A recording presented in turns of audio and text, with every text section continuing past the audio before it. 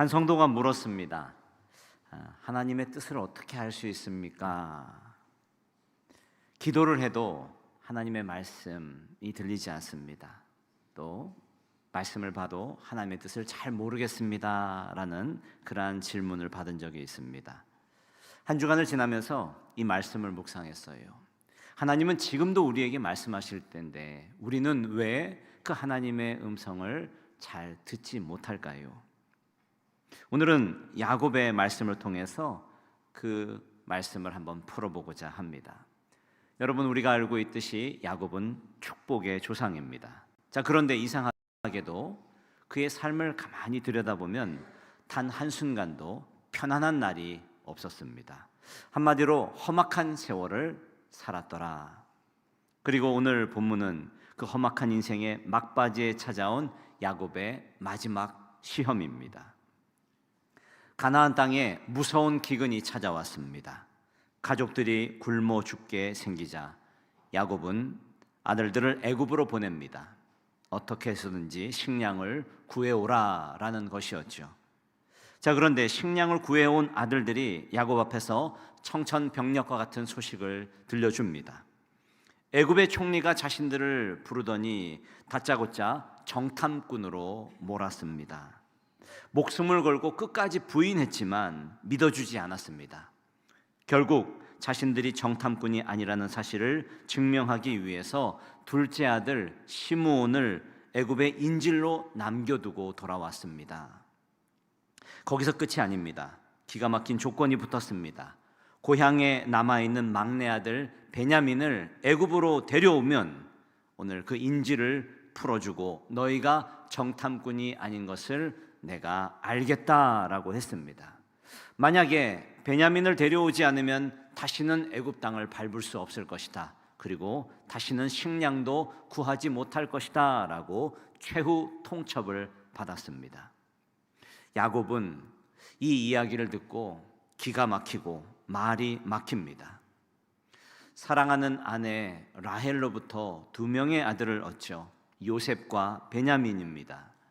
요셉은 죽었고 이제 남은 것은 베냐민 하나뿐인데 이 베냐민을 보내라고 한다니 이것만큼은 도저히 할 수가 없었습니다. 내 인생에 왜 이렇게 어려운 일들이 찾아올까요? 도대체 하나님의 뜻이 무엇일까요? 야곱은 오늘 너무 힘든 삶을 살아가게 됩니다. 이것이 오늘 본문에서 마주선 야곱의 피눈물 나는 심정입니다. 사실 우리는 성경을 통해 결말을 이미 다 알고 있습니다. 우리는 애굽의 총리가 죽은 줄 알았던 야곱의 아들 요셉이라는 것을 알고 있습니다. 하나님이 이 일을 통해 야곱의 가족을 구원하시고 더 나아가 큰 민족을 이루게 하시려는, 그래서 미리 요셉을 애굽의 고센 땅에 보내시고 살 집과 터전을 마련하시려는 하나님의 계획을 이미 알고 있습니다. 하나님이 하시는 일이 바로 이런 일들입니다. 우리의 삶을 인도하시고 정확하게 계산하시고 또 이끄시는 분. 야곱은 그저 하나님의 계획을 믿고 애굽으로 내려가기만 하면 됩니다. 그러나 정작 당사자인 야곱의 눈에는 그것이 보이지 않았습니다. 만약 야곱이 하나님의 뜻을 미리 알았더라면 절망할 필요도 고민할 필요도 없었겠죠. 지금 야곱의 눈에는 지금 모든 상황이 파멸로 가는 것처럼 보여집니다. 내 인생이 왜 이렇게 안 풀리나 원망이 터져 나옵니다. 그런데 여러분, 이것이 정작 야곱만의 이야기입니까? 아니죠. 오늘을 살아가는 우리에게도 동일한 이야기들이 있습니다. 여기 우리는 두 가지 질문이 떠오릅니다. 하나는 분명히 우리의 앞길을 선하게 인도하시고 믿는데 우리의 삶에 왜 이해할 수 없는 고난이 계속되는가라는 질문입니다. 또 하나는 감당하기 힘든 위기가 찾아오고 때로는 당황할 만큼 거대한 염려와 두려움 속에서 어떻게 하나님의 뜻을 분별할 수 있을까라는 질문입니다. 처음에는 야곱은 이 모든 것들이 아들들이 지혜롭지 못하기 때문에 일어나는 일이라고 생각을 했습니다. 창세기 43장 6절을 한번 같이 읽어보겠습니다. 이스라엘이 이르되 너희가 어찌하여 너희에게 또 다른 아우가 있다고 그 사람에게 말하여 나를 괴롭게 하였느냐. 아멘. 자, 너희는 왜 베냐민 이야기를 해서 나를 이렇게 괴롭게 하느냐라는 말이죠. 사실 아들들이 말하기 이전에 애굽의 총리인 요셉이 가문과 형제들에 대해서 꼬치꼬치 물어보니까 어쩔 수 없이 대답을 한 것입니다. 하지만 두려움에 눈이 먼 야곱은 자식들이 지혜롭지 못해서 이런 화가 내게 닥쳤다라고 생각했습니다. 상황의 본질은 보지 못하고 인간적인 원망만 깔려 있습니다. 사랑하는 성도 여러분, 도대체 이런 절망적인 상황이 왜 내게 왔을까요? 우리는 이 상황 가운데 하나님의 뜻을 어떻게 분별할 수 있을까요? 이 고난과 어려움 속에서 하나님은 분명히 나에게 말씀하고 계실 텐데, 이 순간에도 나를 이끄실 텐데 나는 그것을 어떻게 알 수 있는가? 오늘 말씀을 통해서 주님께서 인도하시는 세 가지의 방법을 살펴보고자 합니다. 첫 번째는 믿음으로 반응하십시오. 믿음이 있어야 하나님의 인도하심을 볼 수 있습니다. 하나님이 인도하셔도 믿음으로 반응하지 않으면 모든 것이 혼란스럽습니다. 영적인 눈이 감겨 있으면 하나님이 보여주신 그 살 길도 죽음의 길처럼, 내가 가야 할 축복의 길도 절망의 낭떠러지기처럼 보여지게 됩니다. 여러분, 믿음의 반대말이 무엇입니까? 불신앙일까요? 아닙니다. 믿음의 반대말은 두려움 그리고 염려입니다. 우리의 마음의 두려움과 염려가 또아리를 틀고 있는 동안에는 하나님의 선하신 뜻을 절대로 제대로 알 수가 없습니다. 이 시간 두려움과 염려가 있다면 그것부터 처리해야 합니다. 하나님의 뜻을 구하기 전에 그것부터 십자가 앞에 내려놓아야 합니다. 기도하십시오. 하나님, 내게 감당할 수 없는 염려와 두려움이 있습니다. 이 시간 나를 붙들어 주시고 주님만 의지하게 하옵소서. 예수님께서 십자가를 지시기 전에 겟세마네 동산에서 엎드려 3번이나 땀방울이 핏방울이 되도록 기도하신 이유가 무엇일까요? 바로 이 두려움의 문제를 해결하기 위해서였습니다. 육신을 입으신 예수님께서도 십자가라는 고난 앞에 거대한 두려움이 엄습했습니다. 내 안에 두려움이 있으면 믿음으로 반응하지 못하고, 믿음으로 반응하지 못하면 결코 순종할 수 없기 때문입니다. 예수님의 기도도 그 두려움을 깨뜨리고 비로소 내 뜻대로 마옵시고 아버지의 뜻대로 하옵소서, 믿음으로 전적으로 순종하며 나아갈 수 있었습니다. 그러므로 여러분, 오늘 여러분의 염려와 두려움 앞에 먼저 하나님 앞에 기도하시길 바랍니다.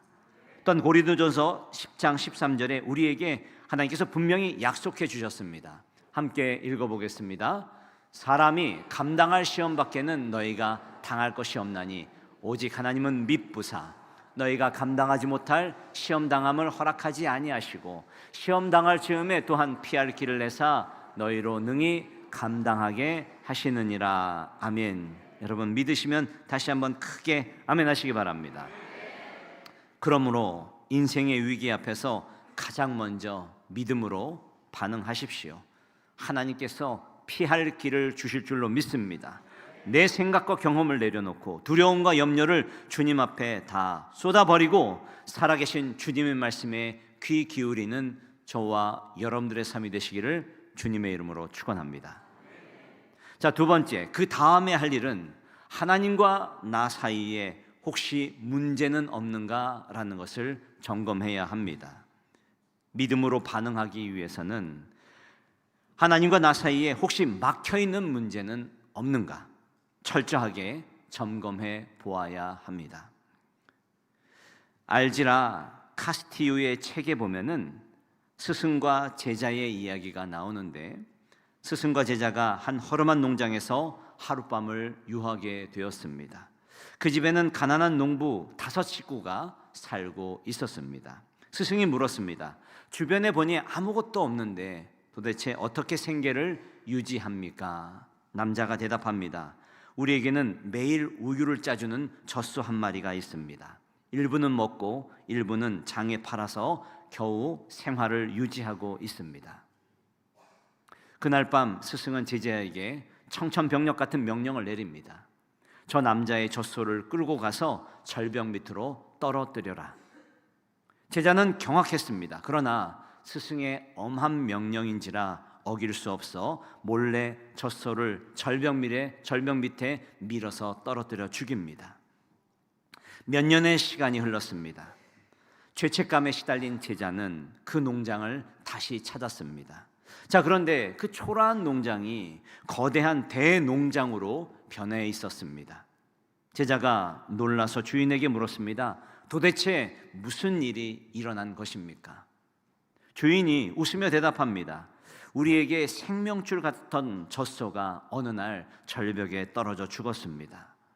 내일부터 당장 굶어 죽게 생겼으니 가만히 앉아 있을 수가 없어서 살기 위해 땅을 파고 채소를 심었습니다. 나무를 베고 팔았습니다. 그리고 거기서 나오는 수익으로 면화를 재배했습니다.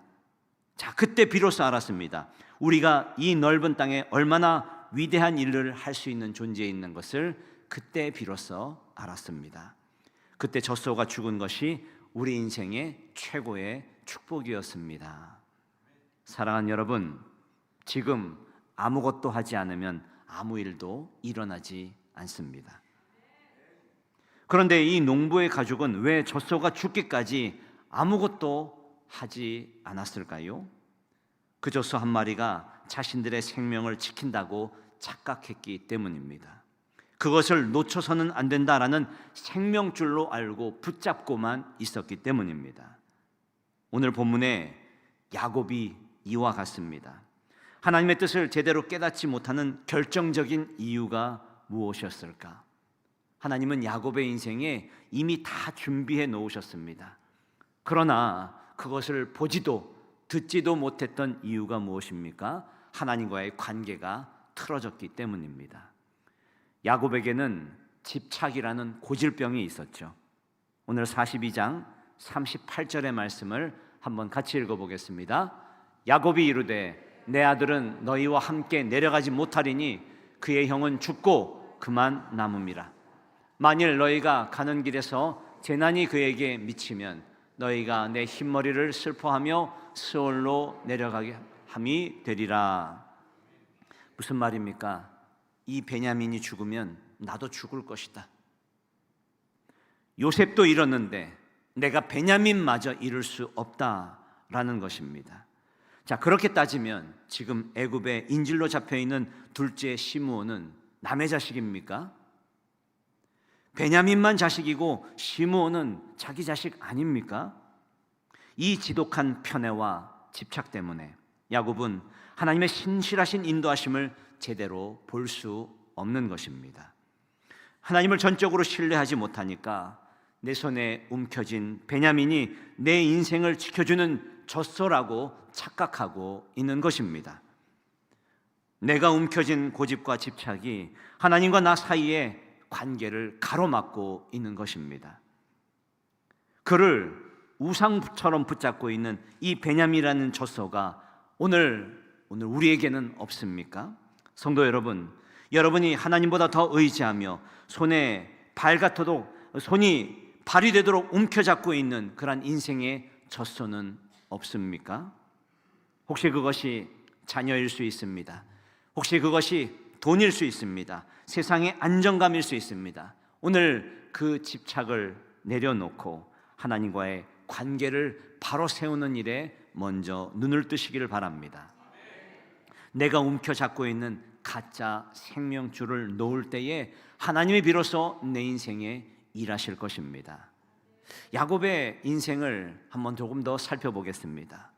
태어나기도 전에 하나님께서 큰 자가 작은 자를 섬길 것이다, 이미 야곱에게 주시겠다라고 약속하셨음에도 그는 장자권에 눈이 뒤집혀서 형의 배고픔을 통해서 팥죽 한 그릇에 장자권을 빼앗아 옵니다. 축복권을 빼앗아 왔으면 뭔가 달라질 줄 알았는데 오히려 형이 죽이려고 달려드니 고향을 떠나 외삼촌 라반의 집에서 도피하면서 20년이라는 시간을 삽니다. 장자권은커녕 축복은커녕 어머니가 돌아가셨는데도 와보지도 못합니다. 외삼촌 집에서는 라헬의 미모에 집착해서 14년 동안 억울하게 무임으로 일을 하게 됩니다. 그 다음에는 재물에 집착해서 악착같이 속이고 속여서 재산을 모으는데 힘을 씁니다. 중간중간에 하나님이 나타나시죠. 그래서 말씀하십니다. 내가 너와 함께 할 것이다. 너가 어디로 가든지 내가 너를 지킬 것이다. 그러나 그런 약속이 야곱의 귀에는, 야곱의 눈에는 보이지 않습니다. 야복 강가에서 천사와 씨름할 때도 당신이 내게 축복하지 않으면 가지 않겠습니다, 가지 못하게 하겠습니다 라고 했던 이 말의 진짜 의미는 거창한 신앙 고백이 아닙니다. 나 좀 살려주십시오 라는 그러한 비명이었습니다. 그때 하나님은 야곱의 환도뼈를 내리치시죠. 즉 고관절이 부러졌습니다. 의학적으로 이 고관절이 부러졌다라는 의미는 정상적으로 걸을 수도 없고 상상할 수 없는 통증이 임했다라는 의미입니다. 야곱은 이때부터 평생을 장애인으로 쩔뚝거리며 살아갑니다. 인간 야곱의 고집을 꺾으시려는 하나님의 강력한 조치였습니다. 환도뼈가 부러진 이후에 장애인이 된 야곱은 오늘 자식들에 대한 통제권을 잃어버립니다. 딸 디나가 강간당했을 때 아들들은 아버지의 말을 듣지 않고 세겜의 남자들을 다 학살해버리는 분풀이를 합니다. 큰아들 루벤은 아버지의 첩과 동침하는 폐륜을 저지릅니다. 아들들은 야곱이 가장 사랑했던 요셉을 애굽의 노예로 팔아버립니다. 여러분, 야곱의 축복이라고 하지만 성경 어디를 봐도 야곱이 축복을 받아서 세상에서 행복한 인생을 누렸다라는 이야기는 없습니다. 도대체 왜 그럴까요? 야곱이라는 이름은 있는데 왜 축복의 실체는 보이지 않을까요? 하나님과의 관계가 풀리지 않았기 때문입니다. 환도뼈가 부러졌음에도 여전히 야곱은 보이는 것에만 집착하고 있습니다. 오늘 말씀이 바로 그겁니다. 라헬이 죽자 요셉에게 집착했고 요셉이 죽자 베냐민에게 집착하고 있는 야곱의 모습. 여러분, 하나님의 인도하심이 도무지 보이지 않으십니까? 여러분의 마음 깊은 곳에 아직도 움켜잡고 있는 그러한 집착, 이것만큼은 절대 안 돼. 부여잡고 있는 내 인생의 젖소가 있는지 한번 점검해 보시기를 주님의 이름으로 부탁드립니다. 저에게도 그런 고집이 있었습니다. 제가 마지막까지 하나님 앞에 꺾이지 않았던 고집, 신학교를 졸업하면서 저는 유학을 가고 싶었습니다. 미국에 가서 공부를 하고 싶은 마음, 생각해보면 불러주는 사람도 없고 갈 수 있는 조건도 안 되는데 그 꿈과 소망을 여기는 형편없으니 내가 저기에서 성공하고 싶다라는 그런 막연한 꿈. 영화 미나리에 보면은 80년대 아메리칸 드림을 꿈꾸며 미국으로 건너간 한국인 가족의 이야기가 나오는 것처럼 보다 나은 삶을 꿈꾸며 오로지 희망 하나가, 내가 이것이 나의 희망이다, 나의 유일한 소망이다. 생각해보면 참 우스운 헛된 꿈이었지만 그때 하나님께서 저를 꺾으십니다. 그리고 아주 깡시골로 목회를 보내셔요. 당시 월급이 20만 원, 교인도 70대 노인분들 3명이 있는 그런 시골로 유배를 보내십니다. 내 꿈을 꺾으신 것이 아니라 사실 내 마지막 고집을 꺾으신 것입니다. 오늘 말씀대로라면 내 인생의 젖소를 하나님이 절벽 아래로 떨어뜨리신 것이죠. 사랑하는 여러분, 혹시 우리 인생에도 아직도 붙잡고 있는 이것만큼은 안 됩니다 라고 하는 그런 젖소가 있습니까? 하나님께서 오늘 그 젖소를 절벽으로 떨어뜨리기를 원하십니다. 마지막 세 번째, 고집을 꺾었더니 복음의 능력이 살아나더라. 이쯤 되니 야곱은 더 이상 도망갈 곳도 없는 사면 초가에 이르게 됩니다. 식량은 바닥났고 베냐민을 보내지 않으면 온 가족이 굶어 죽을 위기에 처하게 됐습니다. 여기에서 야곱이 위대한 결단이 일어나죠. 마침내 자기 스스로 이 완악한 고집을 꺾어버립니다. 그것이 오늘 창세기 43장 14절의 말씀인데, 피를 토하듯 위대한 고백을 선포하고 있습니다. 같이 한번 읽어보겠습니다. 전능하신 하나님께서 그 사람 앞에서 너희에게 은혜를 베푸사 그 사람으로 너희 다른 형제와 베냐민을 돌려보내게 하시기를 원하노라. 내가 자식을 잃으면 잃으리로다. 아멘. 여러분, 이 고백은 자식을 포기하는 자포자기 고백이 아닙니다. 내 힘으로 쥐고 있던 베냐민을 드디어 절벽 아래로 던져버리는 진짜 믿음의 위탁입니다. 내가 생각하기에는 베냐민을 절대로 포기할 수 없지만 하나님이 데려가시면 데려가시는 것이고 돌려주시면 돌려주실 것이다. 전능하신 하나님께 내 마지막 전부를 하나님께 맡긴다라는 표현입니다. 놀랍게도 야곱의 이 모든 것, 하나님께 맡기는 순간 그 인생을 옥죄었던 모든 영적인 시험이 끝나고 하나님의 일하심이 시작됩니다. 이상하게도 야곱이 하나님과의 문제가 해결되니까, 하나님과의 관계가 회복이 되니까 아들들도 바뀌기 시작합니다. 식량이 떨어져 갈 때에 유다가 아버지 앞에 나와서 목숨을 건 고백을 하죠. 43장 9절에 이렇게 말하고 있습니다. 아버지, 베냐민을 내 손에 맡겨주십시오. 만약 그를 위하여 담보가 내가 될 것입니다. 만약 그를 아버지께 돌려보내지 못하면 내가 내 목숨으로 그 죄값을 대신하겠습니다. 장남 르우벤도 야곱 앞에 나옵니다. 만약에 베냐민에 무슨 일이 생기면 자기 두 아들을 대신 죽게 할 것입니다 라는 배수준을 칩니다. 여러분, 여기서 유다가 내가 대신 담보가 되겠습니다, 내가 대신 죽겠습니다 라고 하는 것, 이것이 바로 복음입니다. 죽을 수밖에 없는 우리의 죄를 위하여 친히 십자가에서 자기 목숨을 죄의 담보로 내어주신 예수 그리스도의 대속의 사랑이 바로 야곱이 고집을 꺾는 순간 그 가정에 임하고 있는 것입니다. 야곱이 집착을 버리고 베냐민을 하나님께 맡긴 채 애굽으로 보냈더니 그 땅에 어떤 역사가 일어납니까? 요셉이 베냐민을 보고 엄청 기뻐합니다. 그리고 잔치를 베풀 때에 형들에게는 한 몫을, 그러나 베냐민 앞에는 5배의 몫을 줍니다. 그러면서 관찰하는 겁니다. 형들이 나를 시샘하였듯이 그리고 나를 팔았듯이 혹시 베냐민에게 눈치를 주거나 시샘하고 있지는 않은가 자세히 살펴봤습니다. 자, 그런데 성경을 보니까 형들이 시기하거나 질투하지 않고 베냐민과 함께 기뻐하였더라. 성경은 이것을 아주 집요하게 관찰하면서 기록하고 있습니다. 하나님과의 관계가 풀리니까 인간관계가 풀리고 막혔던 환경이 풀리고 다 풀려나가기 시작하더라. 할렐루야.